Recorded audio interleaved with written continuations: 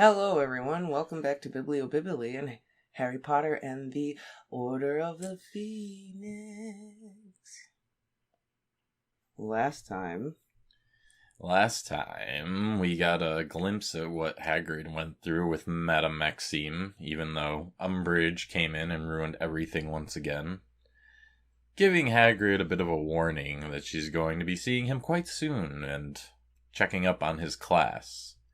Hermione wants Hagrid to play it safe. That's not Hagrid's plan. Hagrid don't play that way. No, Hagrid has something special planned for the only domesticated herd of something for the class. Was that And it? we found out that Hagrid's time with the Giants went remarkably awful after it was going remarkably good. Yeah, got off to a great start. Series of unfortunate events. Like Lemony Snicket wrote that chapter of the book. Yeah. The Death Eaters came and guess the Giants are now on Voldemort's side, we can assume. Most of them are, anyway. Along with the Dementors.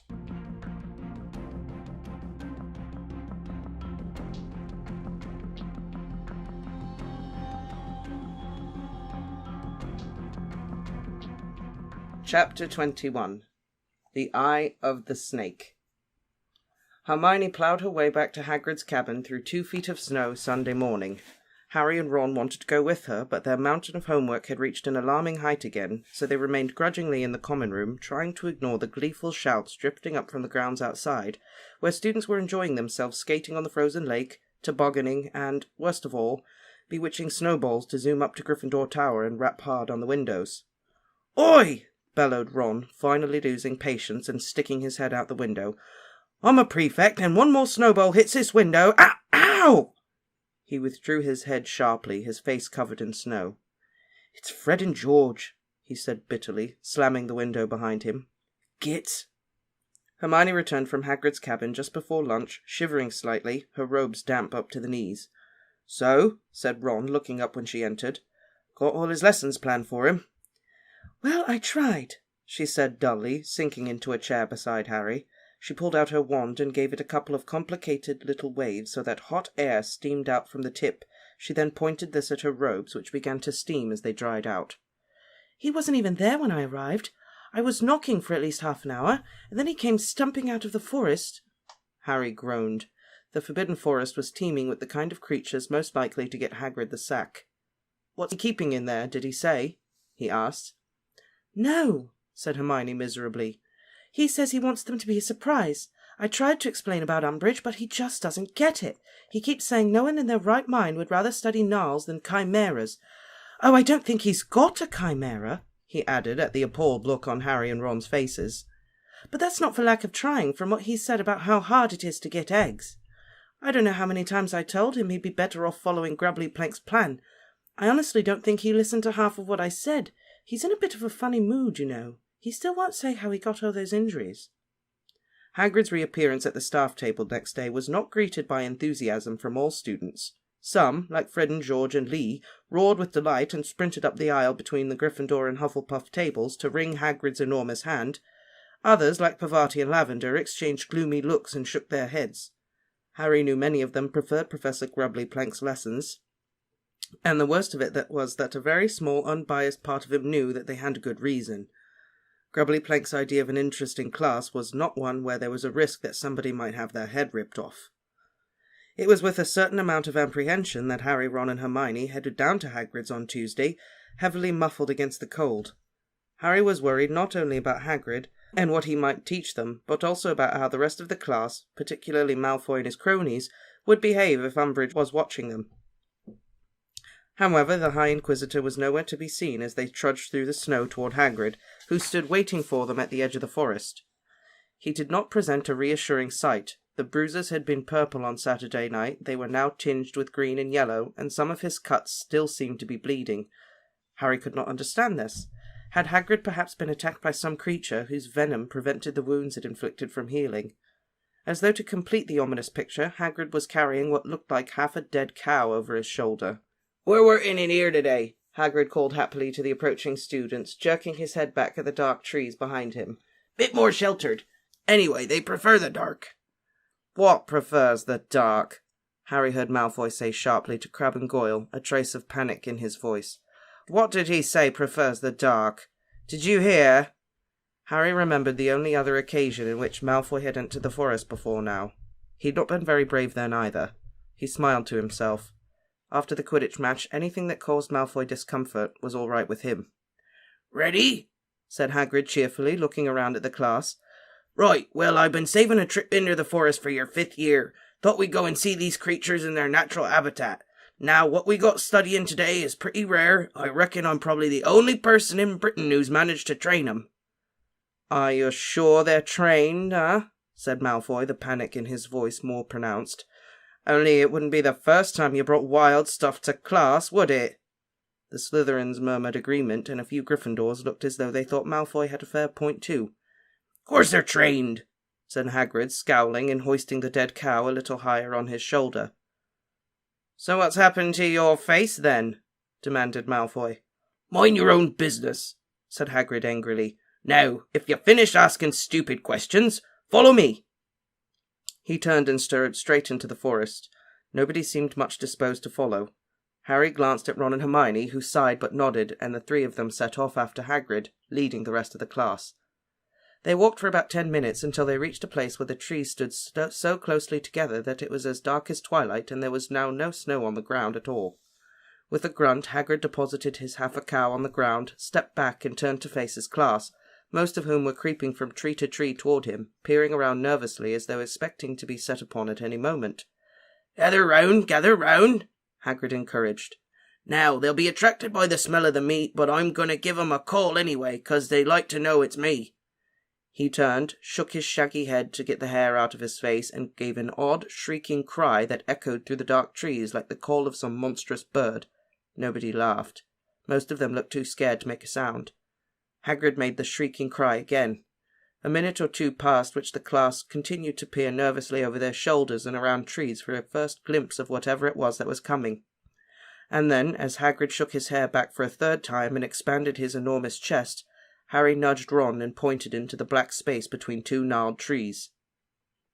A pair of blank, white, shining eyes were growing larger through the gloom, and a moment later the dragonish face, neck, and the skeletal body of a great black winged horse emerged from the darkness. It looked around at the class for a few seconds, swishing its long black tail, then bowed its head and began to tear flesh from the dead cow with its pointed fangs. A great wave of relief broke over Harry. Here at last was proof that he had not imagined these creatures, that they were real. Hagrid knew about them too. He looked eagerly at Ron, but Ron was still staring into the trees, and after a few seconds he whispered, "Why doesn't Hagrid call him again?" Most of the class were wearing expressions as confused and nervously expectant as Ron's, and were still gazing everywhere but at the horse standing feet in front of them. There were only two other people who seemed to be able to see them. A stringy Slytherin boy standing just behind Goyle was watching the horse eating with an expression of great distaste on his face, and Neville, whose eyes were following the swishing progress of the long black tail. "Oh, and here comes another one," said Hagrid proudly, as a second black horse appeared out of the dark trees, folded its leather wings close to its body, and dipped its head to gorge on the meat. "Now, put your hands up. Who can see 'em?" Immensely pleased to feel that he was at last going to understand the mystery of these horses, Harry raised his hand. Hagrid nodded at him. "Yeah, I knew you'd be able to see 'em, Harry," he said seriously. "And you too, Neville, and—" "Excuse me," said Malfoy in a sneering voice, "but what exactly are we supposed to be seeing?"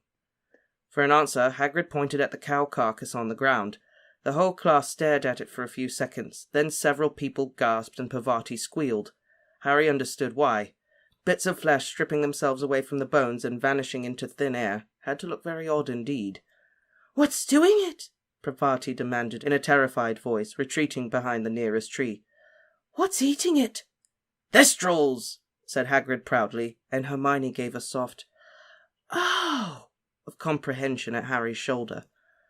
"Hogwarts has a whole herd of 'em in here. Now, who knows—" "But they're really, really unlucky," interrupted Parvati, looking alarmed.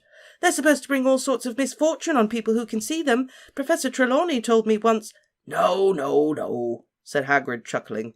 "That's just superstition, that is. They aren't unlucky. They're dead clever and useful. Course, this lot don't get a lot of work. It's mainly just pulling the school carriages. Unless Dumbledore's taking a long journey and he don't want to apparate. And here's another couple, look."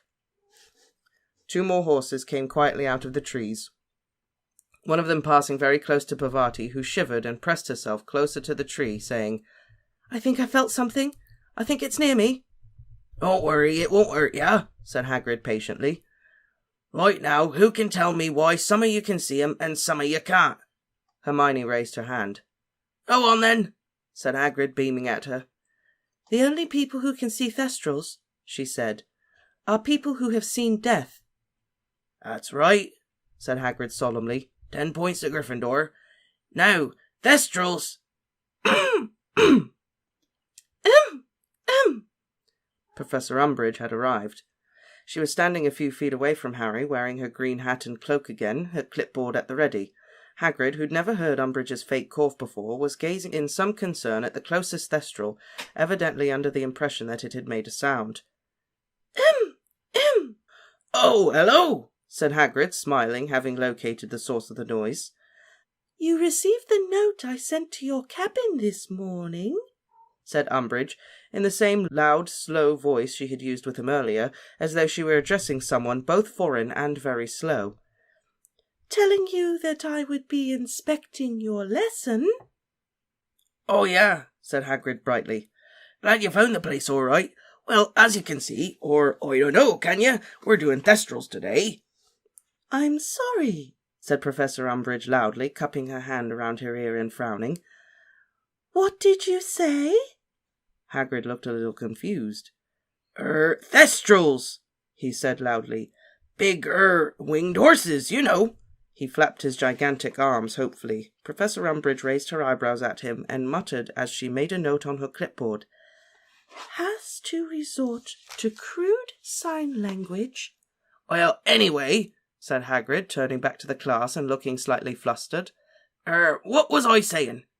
"Appears to have poor short-term memory," muttered Umbridge loudly enough for everyone to hear. Draco Malfoy looked as though Christmas had come a month early. Hermione, on the other hand, had turned scarlet with suppressed rage. "Oh, yeah," said Hagrid, throwing an uneasy glance at Umbridge's clipboard, but ploughing on valiantly. "Yeah, I was gonna tell you how we got a herd.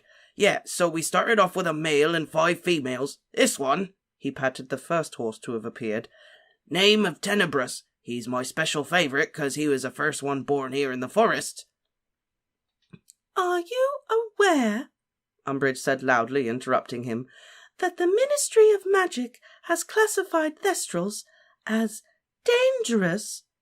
Harry's heart sank like a stone, but Hagrid merely chuckled. "Thestrals aren't dangerous. All right, they might take a bite out of you if you really annoy 'em." "Show signs of pleasure at idea of violence," muttered Umbridge, scribbling on her clipboard. "No, come on," said Hagrid, looking a little anxious now. "I mean, a dog'll bite you if you bait it, won't it? But Thestrals have just got a bad reputation 'cause of the death thing. People used to think they were bad omens, didn't they? Just didn't understand, did they?" Umbridge did not answer. She finished writing her last note, then looked up at Hagrid and said again, very loudly and slowly, "Please continue teaching as usual. I am going to walk." She mimed walking. Malfoy and Pansy Parkinson were having silent fits of laughter. "Among the students," she pointed around at individual members of the class, "and ask them questions." She pointed at her mouth to indicate talking. Hagrid stared at her, completely at a loss to understand why she was acting as though he didn't understand normal English. Hermione had tears of fury in her eyes. "You hag, you evil hag," she whispered as Umbridge walked toward Pansy Parkinson. "I know what you're doing, you awful, twisted, vicious—" Anyway," said Hagrid, clearly struggling to regain the flow of his lesson. "So, Thestrals, yeah. Well, there's loads of good stuff about him." "Do you find," said Professor Umbridge in a ringing voice to Pansy Parkinson, "that you are able to understand Professor Hagrid when he talks?" Just like Hermione, Pansy had tears in her eyes, but they were tears of laughter. Indeed, her answer was almost as incoherent because she was trying to suppress her giggles. "No, well, because it sounds a lot like grunting a lot of the time. Umbridge scribbled on her clipboard. The few unbruised bits of Hagrid's face flushed, but he tried to act as though he had not heard Pansy's answers. Yeah, good stuff about Thestrals. Once they're tamed, like this lot, you'll never be lost again. Amazing sense of direction. Just tell 'em where you want to go. Assuming they can understand you, of course, said Malfoy loudly, and Pansy Parkinson collapsed in a fit of renewed giggles. Professor Umbridge smiled indulgently at them and then turned to Neville. You can see Thestrals, Longbottom, can you? She said. Neville nodded. Who did you see die? She asked, her tone indifferent. My granddad, said Neville. And what do you think of them? She said, waving her stubby hand at the horses, who by now had stripped a great deal of the carcass down to bone. Said Neville nervously, with a glance at Hagrid. Well, they're, okay. Students are too intimidated to admit they are frightened, muttered Umbridge, making another note on her clipboard. No, said Neville, looking upset. No, I'm not scared of them. It's quite all right, said Umbridge, patting Neville on the shoulder with what she evidently intended to be an understanding smile, though it looked more like a leer to Harry. Well, Hagrid, she turned to look up at him again, speaking once more in that loud, slow voice. I think I have enough to be getting along with. You will receive, she mimed, taking something from the air in front of her, the results of your inspection, she pointed at the clipboard, in 10 days' time. She held up 10 stubby little fingers, then, her smile wider and more toad-like than ever before beneath her green hat, she bustled from their midst, leaving Malfoy and Pansy Parkinson in fits of laughter, Hermione actually shaking with fury, and Neville looking upset and confused. That foul, lying, twisted old gargoyle! Stormed Hermione half an hour later, as they made their way back up to the castle through the channels that they had made earlier in the snow. You see what she's up to? It's a thing about half-breeds all over again. She's trying to make out Hagrid some kind of dim-witted troll, just because he had a giantess for a mother. Oh, it's not fair. It's really not fair. That wasn't a bad lesson at all. I mean, all right, if it had been Blast-ended Scroots again, but Thestrals are fine. In fact, for Hagrid, they're really good. Umbridge said they're dangerous, said Ron. Well, it's like Hagrid said, they can look after themselves, said Hermione impatiently. And I suppose a teacher like Grubbly Plank wouldn't show them to us before any WT level, but, well, they are very interesting, aren't they? The way that some people can see them and some can't. I wish I could. Do you? Harry said quietly. She suddenly looked horror-struck. Oh, Harry, I'm sorry. Of course I don't. That was a really stupid thing to say. It's okay, he said quickly. Don't worry. I'm surprised so many people could see them, said Ron. 3 in a class? Yeah, Weasley, we were just wondering, said a malicious voice. Unheard by any of them in the muffling snow, Malfoy, Crabbe and Goyle were walking along right behind them. Do you reckon if you saw someone snuff it, you'd be able to see the quaffle better?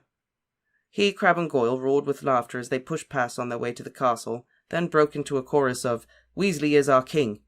Ron's ears turned scarlet. Ignore them. Just ignore them, intoned Hermione, pulling out her wand and performing the charm to produce hot air again, so that she could melt them an easier path through the untouched snow between them and the greenhouses. December arrived, bringing with it more snow and a positive avalanche of homework for the 5th years.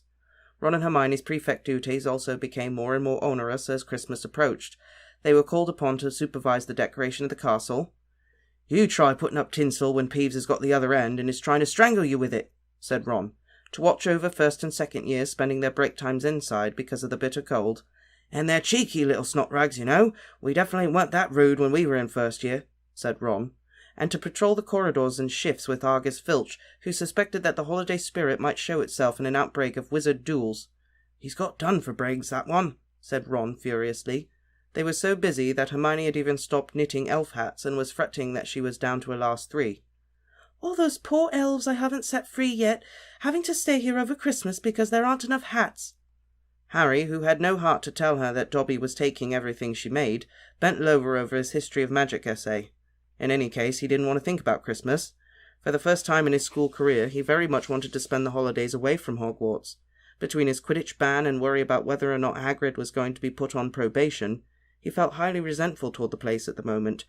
The only thing he really looked forward to were the DA meetings, and they would have to stop over the holidays as nearly everyone in the DA would be spending their time with their families. Hermione was going skiing with her parents, something that greatly amused Ron, who'd never heard of muggles strapping narrow strips of wood to their feet to slide down mountains. Ron was going home to the Burrow. Harry endured several days of envy before Ron said, in response to Harry asking him how he was going to get home for Christmas, "But you're coming too, didn't I say?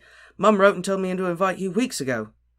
Hermione rolled her eyes, but Harry's spirits soared. The thought of Christmas at the Burrow was truly wonderful, though slightly marred by Harry's guilty feeling that he would not be able to spend the holiday with Sirius. He wondered whether he could possibly persuade Mr. Weasley to invite his godfather for the festivities.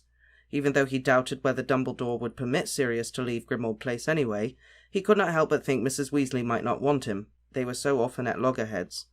Sirius had not contacted Harry at all since his last appearance in the fire, and although Harry knew with Umbridge on constant watch it would be unwise to have kept contact with him, he didn't like to think of Sirius alone in his mother's old house, perhaps pulling a lonely cracker with Kreacher.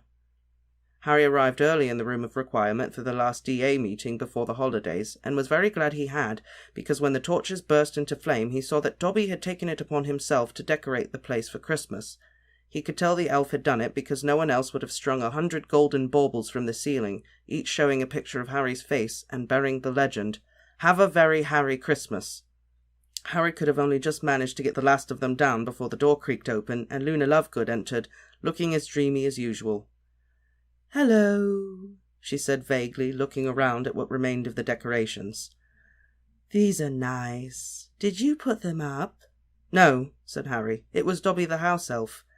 "Mistletoe," said Luna dreamily, pointing at a large clump of white berries placed almost over Harry's head. He jumped out from under it. "Good thinking," said Luna very seriously. "It's often infested with Nargles." Harry was saved the necessity of asking what Nargles were by the arrival of Angelina, Katie, and Alicia. All three of them were breathless and looked very cold. "Well," said Angelina dully, pulling off her cloak and throwing it into a corner, "we finally replaced you." Replaced me?" said Harry blankly. "You and Fred and George," she said impatiently. "We've got another seeker." "Who?" said Harry quickly. "Ginny Weasley," said Katie. Harry gaped at her. "Yeah, I know," said Angelina, pulling her wand out and flexing her arm. "But she's pretty good, actually. Nothing on you, of course," she said, throwing him a very dirty look. "But as we can't have you—" Harry bit back the retort he was longing to utter. Did she imagine for a second that he did not regret his expulsion from the team 100 times more than she did? "And what about the beaters?" he asked, trying to keep his voice even. "Andrew Kirk," said Alicia without enthusiasm, "and Jack Sloper. Neither of them are brilliant, but compared to the rest of the idiots who turned up—" The arrival of Ron, Hermione, and Neville brought this depressing discussion to a close, and within 5 minutes the room was full enough to prevent Harry seeing Angelina's burning, reproachful looks. "Okay," he said, calling them to order. "I thought this evening we would just go over the things we've done so far, because it's the last meeting before the holidays, and there's no point starting anything new right before a 3-week break." "We're not doing anything new," said Zacharias Smith in a disappointed whisper loud enough to carry through the room. "If I'd have known that, I wouldn't have come." "We're all really sorry Harry didn't tell you then," said Fred loudly. Several people sniggered. Harry saw Cho laughing and felt the familiar swooping sensation in his stomach, as though he'd missed a step going downstairs. "We can practice in pairs," said Harry. "We'll start with the impediment jinx for just 10 minutes, and then we can get out the cushions and try stunning again." They all divided up obediently. Harry partnered Neville as usual. The room was soon full of intermittent cries of "impedimenta." People froze for a moment or so, during which their partner would stare aimlessly around the room, watching other pairs at work, then would unfreeze and take their turn at the jinx. Neville had improved beyond all recognition. After a while, when Harry had unfrozen 3 times in a row, he had Neville join Ron and Hermione again so he could walk around the room and watch the others. When he passed Cho, she beamed at him. He resisted the temptation to walk past her several more times.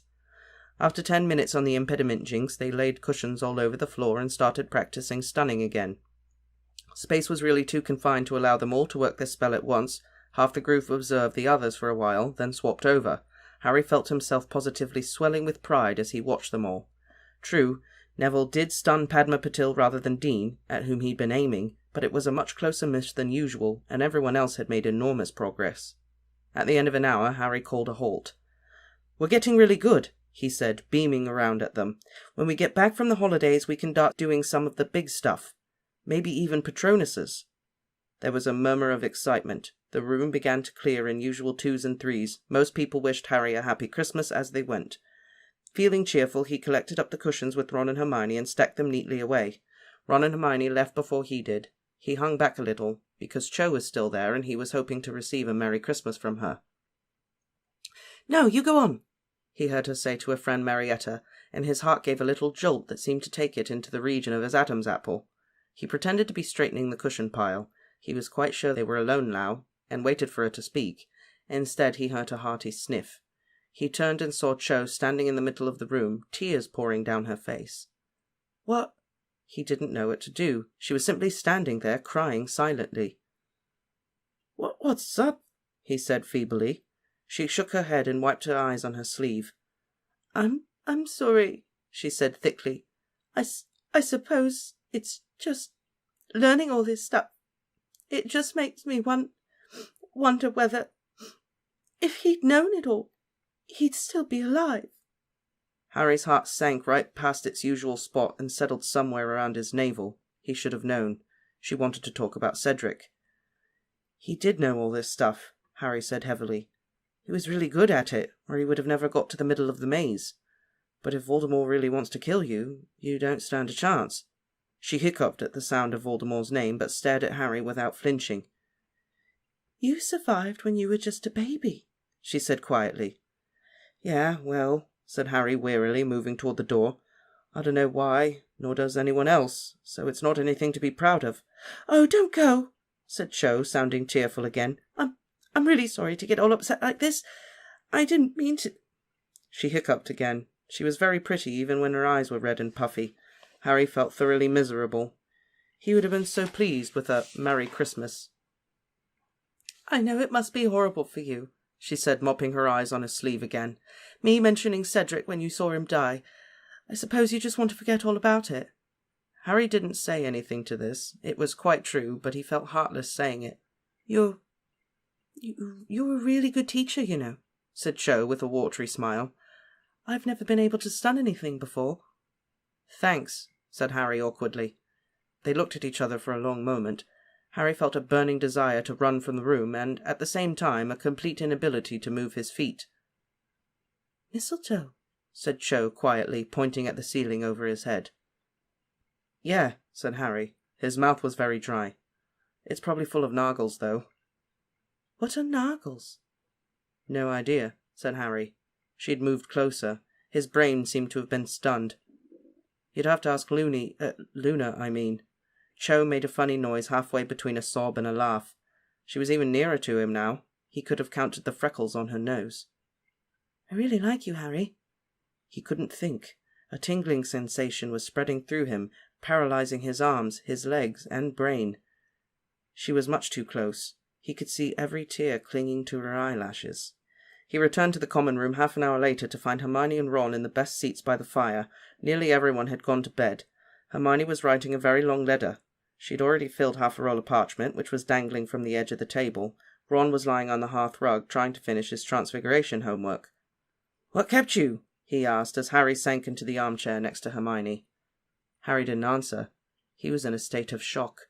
Half of him wanted to tell Ron and Hermione what had just happened, but the other half wanted to take the secret with him to the grave. "Are you all right, Harry?" Hermione asked, peering at him over the tip of her quill. Harry gave a half-hearted shrug. In truth, he didn't know whether he was all right or not. "What's up?" said Ron, hoisting himself on his elbow to get a clearer view of Harry. "What's happened?" Harry didn't quite know how to just set about telling them, and he still wasn't sure he wanted to. Just as he decided not to say anything, Hermione took matters out of his hands. "Is it Cho?" she said in a business-like way. "Did she corner you after the meeting?" Numbly surprised, Harry nodded. Ron sniggered, breaking off when Hermione caught his eye. So, what did she want?" he asked in a mock casual voice. Harry began rather hoarsely, but cleared his throat and tried again. "Did you kiss?" said Hermione briskly. Ron sat up so fast he set his ink bottle flying all over the rug. Disregarding this completely, he stared avidly at Harry. "Well?" Harry looked from Ron's expression of mingled curiosity and hilarity to Hermione's slight frown, and nodded. "Ha!" Ron made a triumphant gesture with his fist and went into a raucous peal of laughter that made several timid-looking second-years over beside the window jump. A reluctant grin spread over Harry's face as he watched Ron rolling around on the hearth rug. Hermione gave Ron a look of deep disgust and returned to her letter. "Well," said Ron finally, looking up at Harry, "how was it?" Harry considered for a moment. "Wet," he said truthfully. Ron made a noise that would have indicated jubilation or disgust. It was hard to tell. "Because she was crying," Hermione continued heavily. "Oh," said Ron, his smile fading slightly. "Are you that bad at kissing?" "Dunno," said Harry, who hadn't considered this and immediately felt rather worried. "Maybe I am." "Of course you're not," said Hermione absently, still scribbling at her letter. "How do you know?" said Ron very sharply. "Because Cho spends half her time crying these days," said Hermione vaguely. "She does it at mealtimes, in the loos, all over the place." "You think a bit of kissing would cheer her up," said Ron, grinning. "Ron," said Hermione in a dignified voice, dipping the point of her quill into her ink-pot, "you are the most insensitive wart I have ever had the misfortune to meet." "What's that supposed to mean?" said Ron indignantly. "What sort of person cries when someone's kissing them?" "Yeah," said Harry slightly desperately. "Who does?" Hermione looked at the pair of them with an almost pitying expression on her face. "Don't you understand how Cho's feeling at the moment?" she asked. "No," said Harry and Ron together. Hermione sighed and laid down her quill. "Well, obviously she's feeling very sad because of Cedric dying. Then I expect she's feeling confused because she likes Cedric and now she likes Harry, and she can't work out who she likes best. Then she'll be feeling guilty, thinking it's an insult to Cedric's memory to be kissing Harry at all. And she'll be worrying about what everyone else might say to her, or about her, if she starts going out with Harry. And she probably can't work out what her feelings toward Harry are anyway, because he was the one who was with Cedric when Cedric died. So it's all very mixed up and painful. Oh, and she's afraid she's going to be thrown off the Ravenclaw Quidditch team because she's been flying so badly." A slightly stunned silence greeted the end of the speech, then Ron said, "One person can't feel all that at once, or they'll explode." "Just because you've got the emotional range of a teaspoon doesn't mean we all have," said Hermione nastily, picking up her quill again. "She was the one who started it," said Harry. "I wouldn't have. She just sort of came at me, and next thing she's crying all over me. I didn't know what to do." "I don't blame you, mate," said Ron, looking alarmed at the very thought. "You just had to be nice to her," said Hermione, looking up anxiously. "You were, weren't you?" "Well," said Harry, an unpleasant heat creeping up his face, "I sort of patted her on the back a bit." Hermione looked as though she was restraining herself from rolling her eyes with extreme difficulty. "Well, I suppose it could have been worse," she said. "Are you going to see her again?" "I'll have to, won't I?" said Harry. "We've got DA meetings, haven't we?" "You know what I mean," said Hermione impatiently. Harry said nothing. Hermione's words opened up a whole new vista of frightening possibilities. He tried to imagine going somewhere with Cho, Hogsmeade perhaps, and being alone with her for hours at a time. Of course, she would have been expecting him to ask her out after what had just happened. The thought made his stomach clench painfully. "Oh well," said Hermione distantly, buried in her letter once more. "You'll have plenty of opportunities to ask her." "What if he doesn't want to ask her?" said Ron, who'd been watching Harry with an unusually shrewd expression on his face. "Don't be silly," said Hermione vaguely. "Harry's liked her for ages, haven't you?" Harry didn't answer. Yes, he had liked Cho for ages, but whenever he had imagined a scene involving the two of them, it always featured a Cho who was enjoying herself, as opposed to a Cho who was sobbing uncontrollably on his shoulder. "Who are you writing that novel to, anyway?" Ron asked Hermione, trying to read the bit of parchment now trailing on the floor. Hermione hitched it up out of sight. "Victor." "Crumb! How many other Victors do we know?" Ron said nothing, but looked rather disgruntled. They sat in silence for another 20 minutes, Ron finishing his Transfiguration essay with many snorts of impatience and crossing out, Hermione writing steadily to the very end of the parchment, rolling it up carefully and sealing it, and Harry staring into the fire, wishing more than anything that Sirius's head would appear there and give him some advice about girls. But the fire merely crackled over and lower, until the red-hot embers crumbled into ash, and, looking round, Harry saw that they were, yet again, the last ones in the common room. "Well, night," said Hermione, yawning widely as she set off toward the girls' staircase. What does she see in Crumb? Ron demanded as he and Harry climbed the boys' stairs. Well, said Harry, considering the matter, I suppose he's older, isn't he? And he's an international Quidditch player. Yeah, but apart from that, said Ron, sounding aggravated, I mean, he's a bit grouchy, isn't he? Bit grouchy, yeah, said Harry, whose thoughts were still on Cho. They pulled off their robes and put on pyjamas in silence. Dean, Seamus and Neville were already asleep. Harry put his glasses on the bedside table and got into bed, but did not pull the hangings closed round his four-poster. Instead he stared at the patch of starry sky visible through the window next to Neville's. If he had known this time last night that in 24 hours' time he would have kissed Cho Chang. "Night," grunted Ron from somewhere to his right. "Night," said Harry. Maybe next time, if there was a next time, she'd be a bit happier. He ought to have asked her out. She probably would have been expecting it now, and was probably really angry with him. Or was she lying in bed still crying about Cedric? He didn't know what to think. Hermione's explanation had made it a lot more complicated rather than easier to understand. That's what they should teach us here, he thought, turning over to his side. How girls' brains work. It'd be more useful than divination, anyway. Neville snuffled in his sleep. An owl hooted somewhere out into the night. Harry dreamed he was back in the DA room. Cho was accusing him of luring her there under false pretenses. She had said he'd promised her 150 chocolate frog cards if she showed up. Harry protested. Cho shouted, "Cedric gave me loads of chocolate frog cards, look!" And she pulled out fistfuls of cards from inside her robes and threw them into the air. Then she turned into Hermione, who said, "You did promise her, you know, Harry. I think you better give her something else instead. How about your firebolt?" And Harry was protesting that he could not give Cho his firebolt because Umbridge had it, and anyway, the whole thing was ridiculous. He'd only come to the DA room to put up some Christmas baubles shaped like Dobby's head. The dream changed. His body felt smooth, powerful, and flexible. He was gliding between shining metal bars across cold, dark stone. He was flat against the floor, sliding along his belly. It was dark, yet he could see objects around him shimmering in strange, vibrant colours.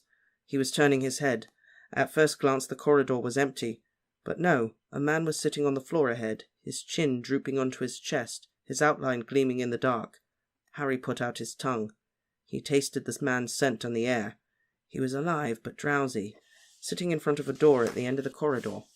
Harry longed to bite the man, but he must master the impulse. He had more important work to do. But the man was stirring.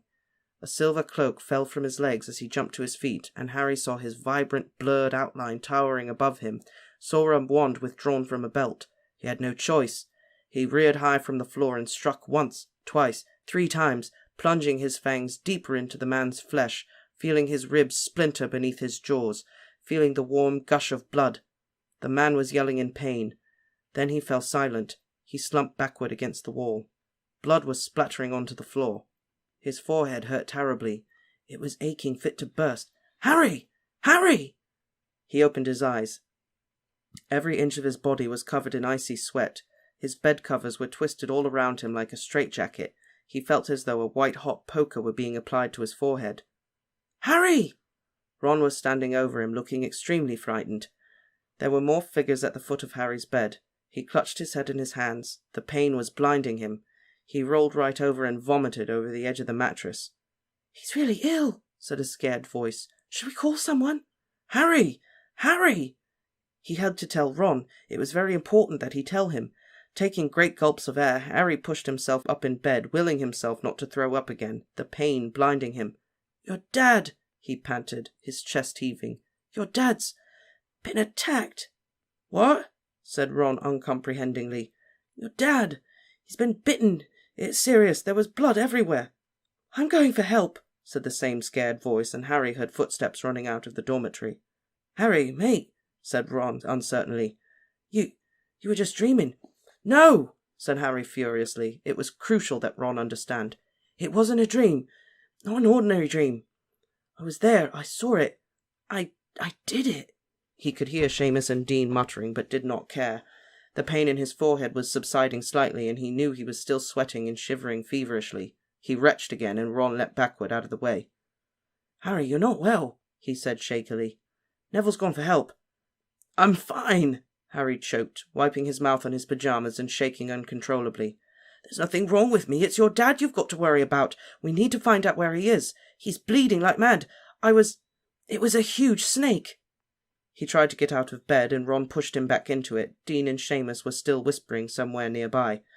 Whether 1 minute passed or 10, Harry did not know. He simply sat there shaking, feeling the pain recede very slowly from his scar.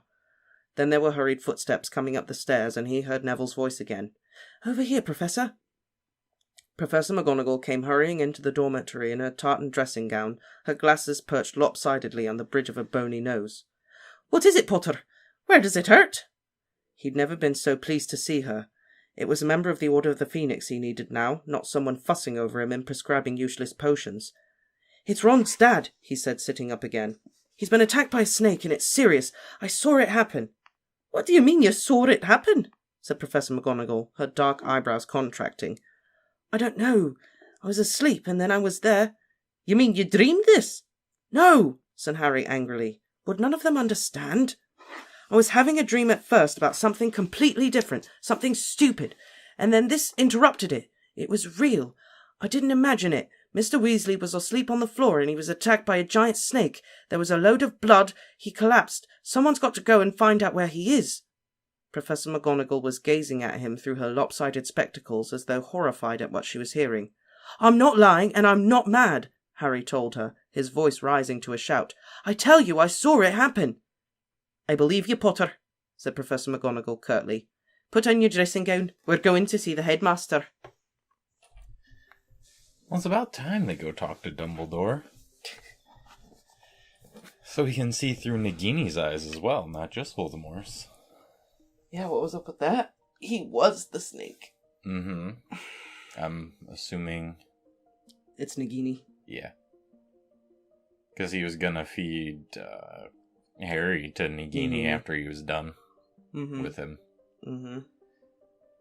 So I'm guessing he had Arthur Weasley and used him for whatever he needed him for, and then fed him to Nagini. Maybe. Or maybe not. Maybe it was just, maybe he was foreseeing a future event. Or maybe, maybe he's foreseeing something, or maybe Arthur was, like, in the wrong place. Like, maybe Arthur was doing something for the Order of the Phoenix, and Nagini showed up and effed him up. Yeah, that could definitely be what happened. Nagini could have came across Arthur while they were trying to do something. Maybe it was in the same hallway. Oh, as the dreams he's been having. Yeah, the corridor maybe with the Nagini door. was trying to get down there, and Arthur happened to be down there, and to coincide with my other theory that the weapon is inside that door, and Voldemort's been trying to get down there. Yeah, maybe he sent Nagini to go and get it. And Arthur... Surprise! Arthur was there and kind of ruined it. Mm-hmm. So she bit the crap out of him. Maybe. I'm trying to remember if he described it as a stone floor. Yeah. That's the only Corridor. real detail we got about the whole room with Arthur. The only thing is... And that there was a door at the end of the corridor. The only thing that makes me think that Arthur was captured and a prisoner was it described him as sitting on the floor with his chin resting on his chest. You kind of think of as like knocked out in a cell or something, just Oh, could be. there. Could be. I don't know. Poor I could be wrong though. Is Arthur gonna be okay? Probably not. Think Arthur Weasley's about to be a dead man. Yeah, I think so. Poor Ron. Yeah, that sucks.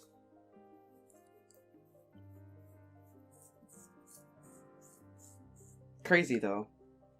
Harry can see through Nagini. He's a warg. He's a warg. Yeah. Can see through Nagini's eyes. Wonder if he could use any of these powers to kind of subliminally, Inception style, put thoughts into Nagini's or Voldemort's mind. I don't know. You know how you have lucid dreams? Yeah. Like, would you be able to, like, take control, be a part of them, and, like, control them? I can't talk about it. Ah, so you can. I can't talk about the nature of what Harry is seeing and why he's seeing it. Can't. Because the book will explain it for you. Okay. So. Ron was awesome this chapter. Yeah. Yeah. Kiss was wet. Were you that bad? Kiss was wet. Uh, That whole conversation, and I love when they talk about girls and how they are about girls. It's so funny. yeah. And Hermione just being like, well, she feels this way because of this, but then there's also this, and this, and this, and this, and this, and this. And Ron's like, no one can feel that much. Well, you have the emotional range of a teaspoon. Not everyone is like you. And Ron getting very defensive about Hermione. Not just with Victor. How do you know how Harry kisses? Yeah. She really, Almost ruining a friendship there, jeez. I know. Almost like, what do you mean? What are you talking about? If Harry had said, well, Hermione and I kissed one time. Nuclear explosion. Boom. Yeah, they're getting together. Or Hey. maybe Ron will just be too, like, overbearing and it won't work out. I don't know. But they definitely want to be together. Just that darn Victor Keeping them standing apart. between them. Well, and Ron's an idiot sometimes, too. That's true.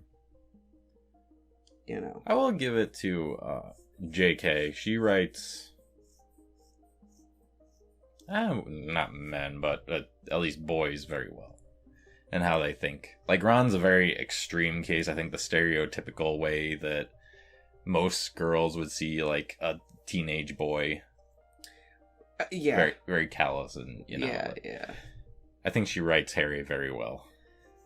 I would agree. Like, people Absolutely. give a lot of credit to George R.R. Martin for writing very good female characters. I think J.K. does a great job of writing. Boys. Yeah.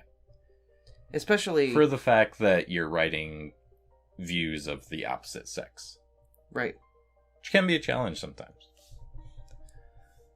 What is that meme? Male writers who write women. She jogged breastily down the stairs.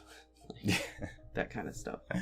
I think a lot of times writers give in to the stereotypes that surround a gender and like, okay, this is how I have to write the character. Yeah. I think not only does she write boys well, but she writes their growing up and maturity very well too. She's aging them and growing them up very well. Yeah. And I mean, I think she writes girls well too. I think Hermione's great. She's not the typical mean female character either. But yeah, to write the opposite sex is not easy. Yeah. That's what I mean. Like, it's easy to write from the perspective of yourself, your own gender, but it's harder to write from the other gender. No, I think she definitely... Because as similar as everyone is, there's obviously the slight differences that can make a big difference. Oh yeah, especially when you're 15. Yeah. Like, Jesus. When you're a teenager, boys and girls are just... The differences are like... Drastic. Oh my god, yeah. But they did kiss. Harry and Cho did kiss. That's true. And you kind of got your answer of whether or not Cho has, like, moved on or hasn't moved. Like, now we know she likes Harry. But it's complicated. Yeah. And Which means she hasn't moved on. Well, she did burst out crying. Exactly. And I also think part of it's about closure. Yeah. Like, I think she likes Harry, but I think she also wants information from Harry. Because she said, well, I wonder if he knew all of this. You know, I think she wants to know what happened. I don't think she can put it to bed until she does. Yeah. And Harry's just kind of like, oh, I don't want to talk about that. Mm-mm.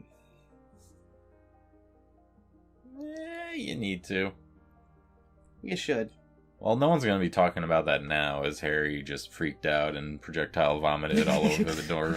Screaming that Mr. Weasley's been attacked. Oh, yeah, and the bony ponies. We found out what the bony ponies are.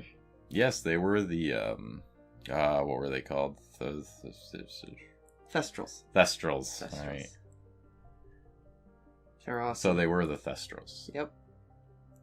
And you can only see them if you have seen death. Which explains why Ron and Hermione couldn't see him. And apparently Luna Lovegood has seen death. Yes.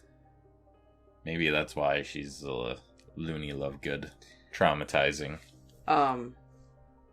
You'll find out I figured. at some point. Why bring her up in that whole thing if you don't? I think at the end of this book you find out. I'm pretty sure. And Neville could see him. And Umbridge's lesson with Hagrid. Oh, yeah. She's so racist. I know, it's so awful. She doesn't even try to, like, hide it or be sophisticated about it. She's just so blatantly racist and rude. It's so awful. Oh my god. That seems like forever ago in the chapter, too. There was this chapter was so long. So yeah, much there's happened. a lot. In 10 days, you'll get your results. Like, oh my god. I know, and the best part was she was making fun of him for, like, miming and using sign language and everything, and then she turns around and does it. I'm walking over to the students. If I were Hermione, Like- I'd be like standing there like, oh my god, are you serious right now? I would be getting really upset too. And poor Hagrid's standing there like, what are you doing? That's the thing. I think Hagrid's looking at her like, you're a little slow, aren't you? Right. Hagrid's probably standing there like, are you okay? Did you get kicked in the head by a Thestral when you were a kid? Like, I don't think that inspection went very well, though. I'm just throwing that out there.